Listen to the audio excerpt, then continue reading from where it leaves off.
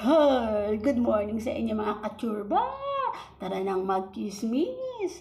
Tara nang magchismis, chikahan tayo di tay! Oo tay! Dahil dyan, ayoko yumuko dahil di pongal. Ang baba ng lamesa, di pongal na yan. So mag-almusal tayo dahil at least mura-mura ang pang-almusal. Oh. Kasi may time, mahal din yung saging dahil. Buti ngayon, mura. Nakaabot akong 30 pesos. At least naka 20 pesos ako pero 6 na piraso. Masarap na rin. So yun na. Sana umulan uli para lumamig ang paraan, tipongal. Umulan sana para lumamig-lamig naman ang ulo-ulo natin, 'di ba? Kasi pag ganito mainit. So, na-chismis ko lang kasi, ang daming nadaan sa wall na mga solar. Oo, nakakatuwa. Swerte naman nila, nakakabili na sila ng solar. Pero syempre, may mga ano rin no, na pang ilaw-ilaw, yung mga ganyan. Oo, meron dyan sa mga boarding house eh. Pero sa ano lang, sa mga daan. Meron dito. Maganda sana kung may mga ganyan no, para mura. Ay, tawag doon, mura yung summer. Ay, yung summer, yung electric Meralco para mapamura. Hindi po, hindi ka naman mabibili ng hindi ka naman makakabili ng ganyan. Sobrang mahal dahil, sobrang mahal ng ganyan. Kailangan mo rin talaga mag-ipon. At maganda rin sa sarili mo yung bahay. Kasi alam naman, nagbo-board ka na ng apartment, kaya mag-aano ka pa ng mga summer sa yung pang ng solar. Oo, di po wala pa ka social mo naman. Bumili ka na lang ng bahay. Kahit maliit na bahay, at least sarili. Tapos bumili ka ng solar. O at least maano ang kuryente, no? Maliit lang. Ayun nga, magbayad ka ng pag-ipunan mo. Naalala ko kasi, ganun pala yun. Ngayon ko lang kasi nalaman yung mga kulay-kulay niya kasi nakikita ko sa mga video-video. Pero sa totoo lang, nung nagtrabaho pala ako doon. Yung mga square na kulay blue, yun ngayon ginagawang solar na parang nakasahig. Pero dati, inaano namin yung parang, ano ba tawag doon? Parang pag minamasin, parang hinahati-hati muna, parang ganun, na kulay blue na parang black. Tapos, walang hirap magkwento ng Tapos, dun sa machine na yon, ang ganda ng machine na yon.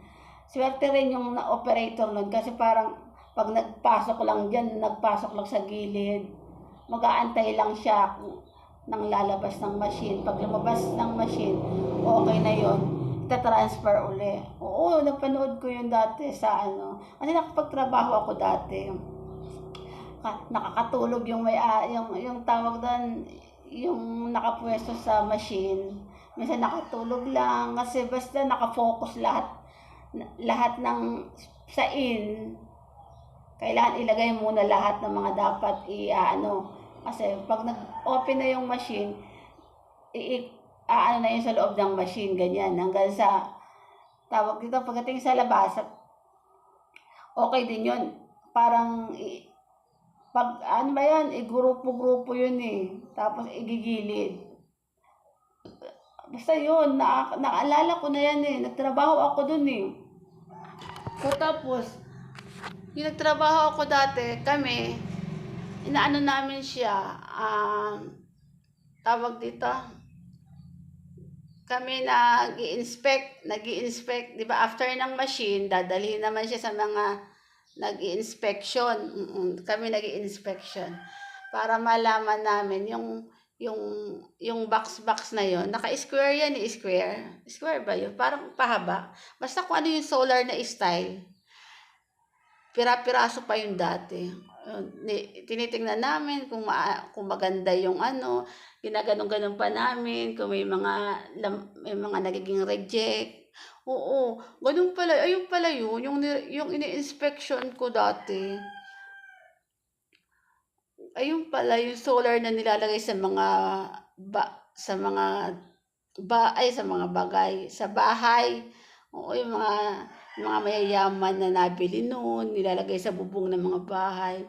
Gano'n pala yun, kasi naalala ko lang, nagtrabaho nga pala ako dati no'n ng ganyan. So, kaya electric fan ako dahil kay manas, hirap magtsismis. So, yun nga, ang tagal ko rin nagtrabaho doon. Tapos, ang ganda ng amo doon. Sa company na yun, ang ganda ng company na yun. Kasi, malamig yung aircon. Malamig yung aircon ng company na yun. Kaya hindi kami nahihirapan. Kaya masarap pala magtrabaho doon. Ayun pala yun sa solar na yun. Kasi nagtrabaho ako dati. So, ilang buwan lang ata kami. Siguro, 1 taon lang yata. Kasi agency kami sa pinasukan ko noon. Ang swerte rin namin nakapasok kami sa company na yan na solar.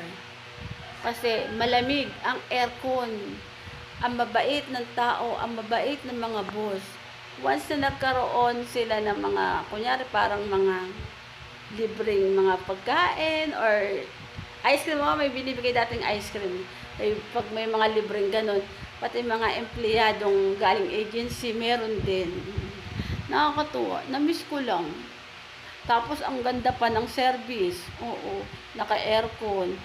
Hindi mo kailangan makipagsiksika, hindi mo kailangan upo-upo kasi may kanya-kanya talagang kumbaga maluwag. Oo. Hindi sila nagdadala ng service na masikip. Oo, dahil pag alam nila na napupuno na, kuha na agad ng ibang service. Oo. Mabait. Kaya ang ganda ng company na yun. Tapos ang ganda rin ang ginagawa, solar. Walang kahirap-hirap, malamig. Yun lang, napachika lang ako sa yun. Kasi naalala ko yung trabaho ko dati. Ganun pala yun. Solar pala yun yung ginagawa ko. Naalala ko, kay goodbye na nga sa inyo, kakain ako dahil. Okay, goodbye na nga sa inyo mga kachurba. Bye!